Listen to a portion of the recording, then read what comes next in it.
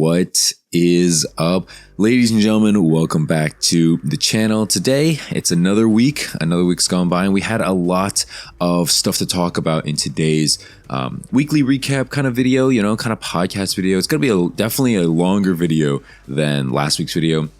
For some reason, I had timestamps ready for last week's video, but I don't know what happened. I don't think they went in or something. I don't know. I forgot to copy paste them. I don't know. Either way, I'm for sure going to have timestamps in today's video because we got a lot of stuff to talk about, right? We're going to talk about the matchmaking. That's going to take a long time. We're going to talk about Season 2. Some of the xCOD devs have mentioned things. So yeah, there's a lot of things we're going to talk about in today's video. Unfortunately, a lot of that stuff came out like a day after I posted last week's video, and I was like super tempted to just be like, oh, you know what, F it, let's just make regular comments again. But I'm really trying to stay with this longer form content, and a lot of the feedback that you guys gave last week was really positive and really good. So I appreciate that. Video didn't do like amazing or anything like that, but I hope as time goes on that these videos will kind of pick up and kind of just be different enough from the normal COD standard, and something you listen to on your drive to work or while you're at the gym or something like that. But yeah, if you're new, feel free to leave a like, subscribe if you're new. Going to post weekly update videos for Call of Duty as well as just some like opinionated things like that. So for today's hot take, because I always like to start this just so the comment section can kind of go back and forth. I personally think Modern Warfare 3, like 2011, is better than Modern Warfare 2, 2009. I don't know if that's a hot take or not. Some people are going to be like, yeah, that's obvious. Some people are going to be like, what the heck are you talking about, right? I think that, and as a whole, that game is better. Maps, gunplay, everything, engine, sound engine, perks, specialist, Moab, everything like that is better than Modern Warfare 2, the original. So yeah, let me know in the comment section down below. Am I crazy for that, or am I pretty much on track for that? But yeah, let's jump into the first topic now. It's kind of crazy to say this in a video for the first time ever, but Activision has addressed and acknowledged skill-based matchmaking. They've talked about the matchmaking process, and a lot of people made their videos on it. Like I said, this came out like 5-6 days ago at this point. So yeah, a lot of people made their videos, and I'm not exactly the first person, but the benefit of like doing these weekly update kind of videos is that I have more time to sit on things in case things change, in case breaking news drops. And so I'm going to flash basically the Call of Duty matchmaking process. If you've, subscribed, or if you've follow Call of Duty in general, you've seen this before. Connection, time to match, skill, performance, platform, voice chat, input, device, recent maps, modes, playlist diversity. I'm going to go through each point. Like I said, it's going to be a long video. Strap in. All right, so first up is connection. They say that ping is king. Connection is the most critical and heavily weighted factor in the matchmaking process. I think a lot of people would say this is cap. Me personally, I don't know for sure. I haven't done testing. Okay, I can't come out here and be like, oh, I've played, because I have played one game on 80 ping in the past 300 games that connection's not king. For the most part, I'm not gonna lie to you guys, I get pretty good ping. Maybe it's my internet connection's good. Maybe I'm just near the Activision servers. I don't know, but I get pretty decent ping, so I can't come out here and be like, oh, I'm always struggling. And for the most time you see in my gameplays, I'm not really lagging that much. Sometimes I get packet loss here and there, but it usually clears up. It's usually not terrible. And maybe that's just because I don't get hit by skill-based matchmaking because I'm not a good player anymore. Maybe you could just say that. Next thing they mention is time to match, second most critical. So I guess it kind of goes in order based on the chart here. Time to match. They want people to spend less time waiting for matches to start. That's fine. That's good. But I feel like at the same time, there's still many, many people in the world who struggle, who literally just sit around waiting for matches. And it's not a good feeling. I think that for the second most critical, for what they're claiming is the second most critical factor, is kind of they did a kind of a lackluster ass job. Okay, I'm not gonna I feel like in Modern Warfare 2019 especially, I would sit in the lobby for super, super long times and just not get a match. And, it leads people to think hey, maybe the game is dead, maybe the game is dead. Maybe there's just not enough people playing this game for it to populate fast enough. And so for a brand new game like this, for last year's title was kind of dookie, but for this year's title, which isn't terrible, I still feel like a lot of people are waiting for matches to start a lot of the time. So I don't think they're doing a good job there. Next up, playlist diversity. The number of playlists available for players to choose from. That makes sense, right? I don't know, actually, wait, this kind of went out of order. I don't know why. Oh, I guess the rest of these are kind of the same. Recent maps, playlist diversity, and so on. What's really weird about this post is that they say that playlist diversity, recent maps, skill performance, input device, platform, and voice chat are all weighted about the same. That's crazy to me. That's like saying, I can't believe skill and performance is mixed in with this. I can't believe skill and performance is mixed in the same as if you have voice chat enabled or disabled. That is nuts. I don't believe that for a second, dude. There are so many key moments, key accounts of people testing, like, you know, playing on like a 2 KD account versus playing on like a 0.5 KD account. And let's just say, I think both accounts have voice chat, okay? I think both accounts have controller players and mouse and keyboard players. I think both maps have the same playlist enabled, right? Both accounts have the same playlist available. I don't think that skill and performance is looped in to that, like those smaller factors, okay? I think skill and performance is way higher, closer to like connection and time to match as their priorities. And I just think this is a lot of cap. I don't believe it for a second. You know what I'm saying? Like, do you actually believe this, right? Do you actually believe that skill and performance is around the same input factor as whether or not someone's playing on PC or console? No, that doesn't make sense at all. And I think a lot of this post is just damage control to me. You know what I mean? Like, a lot of this post is just like, oh, the community is bitching. Let's just like give them something that they might be okay hearing. And so I don't know. I don't agree with that for a second. And, you know, they say a lot of other things. I'm not going to get into everything because we could be here forever. But something that they did say, as tweeted from Modern Warzone, later tweeted by, basically said, or they said, Call of Duty has historically considered player performance among other factors as part of our matchmaking process. Our work in this area dates back as early as COD 4 Modern Warfare 2007. Skill is implemented across the video game industry, and we recognize that continuous refinement is required to deliver the best possible experience for our players. And then an ex-COD developer, a former principal designer at Infinity Ward back in 2011, basically tweeted bull and then poop emoji, basically BS, if you can't read between the lines. And that's so crazy to me because he literally worked on those games. He literally worked on games back in the day, COD 4, COD Modern Warfare 2, Modern Warfare 3. He worked on those games, and he's saying, yeah, that's BS. We did not, you know, impact. He's basically saying, like, yeah, that's a lie. Like, matchmaking did not factor in skill and things like that. And if you're like an old head, if you've played those COD games back in the day, you know for a fact that today's matches are nowhere near the same as matches back in the day, right? Back in the day, you'd get mixed lobbies, you'd get lobbies of whoever, right? Like complete trash cans. You'd get MLG sweats. You'd get the most average players of all time. You'd get people messing around with riot shields and knives and things like that. Nowadays, guys, if you're a good player, all you're getting is sweat. MCW out the gate. Everything under the sun is just boom, boom, boom. You're dead. Drop shot, jump shot. You know, just using lines of sight that you've never seen before. People sweating. People just trying their absolute hardest. Yeah, it's a mess, right? They also go on to say, like, are there AI bots in multiplayer? And the answer is no. I'm fine with that. I think that's true. I never really gave it that much validity.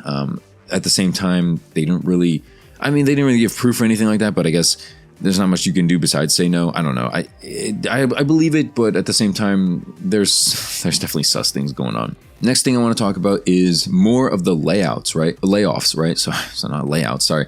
Microsoft basically ended up cutting a lot of the esports division. They laid off 2,000 employees to start the year because of the merger. Unfortunately, like, that has to happen, right? Like, if you don't need two teams of game designers. You don't need two teams of like HR and so on. There's a lot of stuff, like the gaming industry as a whole, yeah, got hit by a lot of layoffs, and it's sad. You know, I'm sorry for those people, but you know, unfortunately, that's kind of life.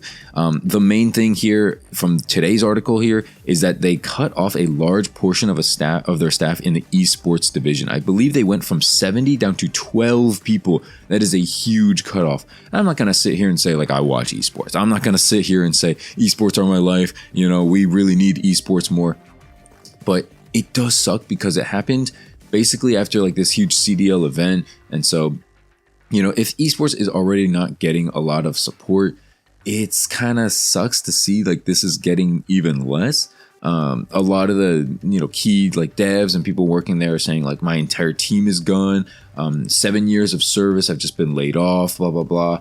And it comes out of left field a lot, right? That like a lot of them like grinded really hard to like make sure the game was good, and then as soon as the game finished, they basically got let go. And obviously that really sucks, right? I'm not saying people deserve that. I'm not saying anything like that, but.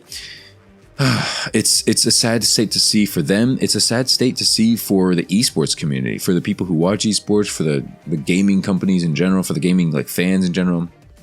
And that really sucks. But I don't know. I just wanted to cover that. I just feel like, if esports sucks in the future for Call of Duty, don't be super confused, I guess. Let's just put it that way. Next up, I want to change gears here and talk about this new camo or this new bundle, The Walking Dead. People are not liking this. Apparently this is getting slammed because this new like baseball bat from Negan's like iconic baseball bat. If you watch the show, I actually watched the show up until season 6, I think.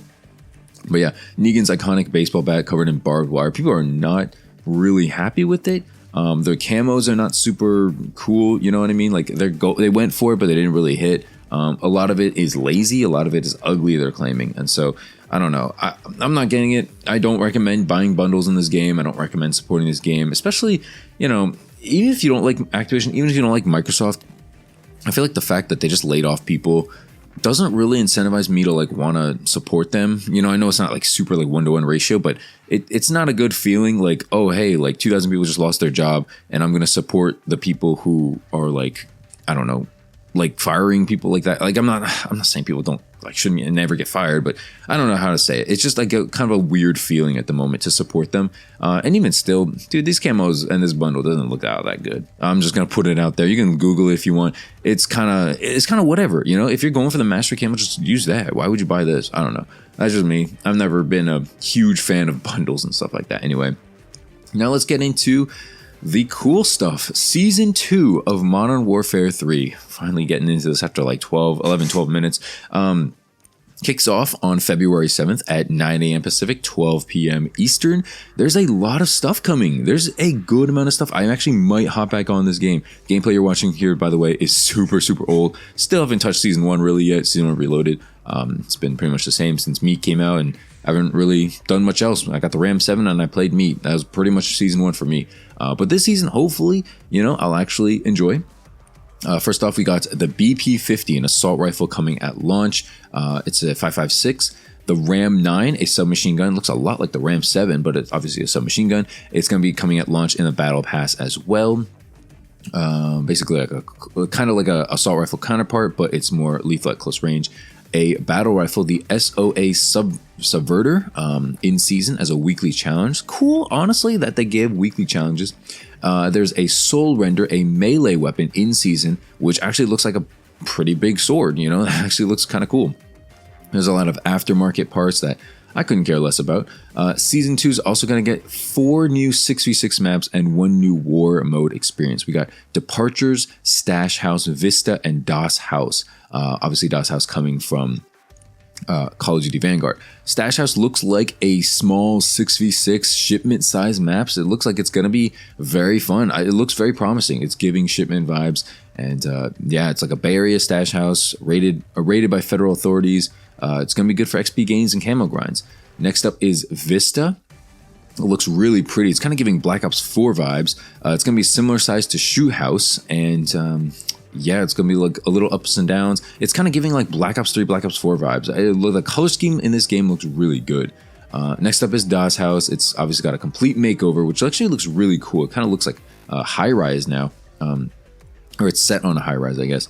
And then next up is Operation Tin Man. It's going to drop players in Urzikstan, the new war mode map. Attackers are going to airdrop, and then defenders basically going to stop them. Interesting. We'll see if I play war. I didn't mind like war so far from what I've played, but at the same time, it's not something that's going to keep me coming back over and over again. There's also, interestingly enough, going to be new map variants. The mid-season update is going to introduce 2 new map variants, Airborne and Skid Row, reimagined versions of Terminal and Skid Row, basically going to join the Horde Point maps pool. And then when Vortex playlist comes, it's going to be available mid-season as well. As far as new modes go, we got 5 new modes, which is a good amount. 3 at launch, 2 at mid-season. First up, Team Gun Game coming at launch. Basically, you earn specific weapons, earn enough points, and then your team spawns with the next weapon. First team to get 8 weapons and 75 points wins. A snipers only mode, basically team deathmatch and domination across a variety of maps. Just snipers, no weapons and equipment. So it kind of could be that's going to be good for your camo grinders and things like that. People who haven't finished with the snipers yet. Horde Point also coming at launch. It's just hard point with zombies attacking no matter what team you're on. Sounds interesting for sure. And now for the mid-season games, Juggermosh, which is going to be an all-out third-person juggernaut combat within kill confirm, domination, and hardpoint. Air support kill streaks only. One-hit melee weapon will spawn in the middle of the map. And then, a couple other things. And then Bounty, mid-season, eliminate enemy players until the score limit is reached to win. Plays like Team Deathmatch, and HVT is marked, giving extra points provided team downs the target.